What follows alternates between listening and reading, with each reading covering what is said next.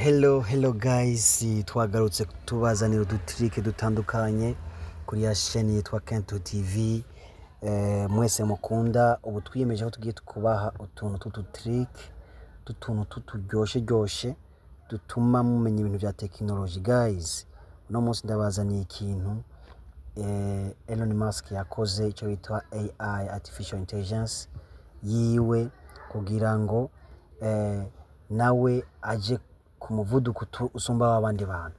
Ndabizi musanzwe muzi neza ama chat GPT, ariko no munsi Elon Musk yazanye yo bita Grok. Guys, reka ndayibereke guys ngaha. Kandayibereke guys ya Elon Musk. Ngiyi guys, logo yayo muragenda kuyitesha muri Play Store. Muri Play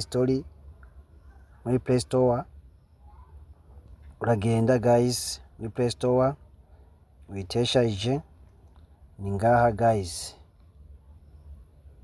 Ngaha guys muragenda muyiteshaje, mwandike ku ijambo ryitwa Grok.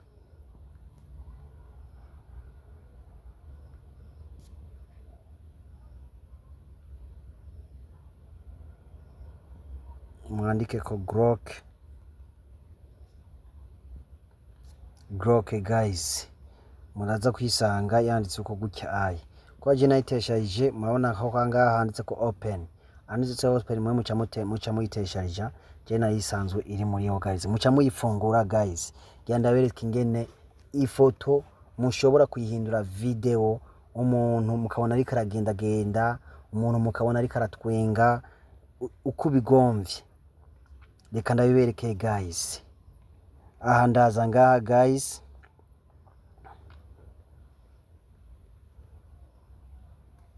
nkafyonda ngaha guys. Ngaha guys, create a video. Murabibona guys, ngiye gutora ifoto gusa. Ngiye gutora ifoto guys. Reka dufate nk'umuntu, dufate nk'iyi foto. Murabona ko ari ifoto uyu muntu uyu reka nk'akarorero ndamutume agenda. Murabibona guys, nk'akarorero.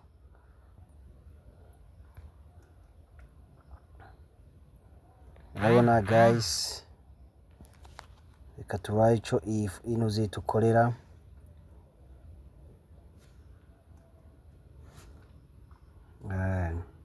Guys, ibintu biri kurundi rwego. Murabona ngaha igenda iraharura ama pourcentage hepfo ngaha guys.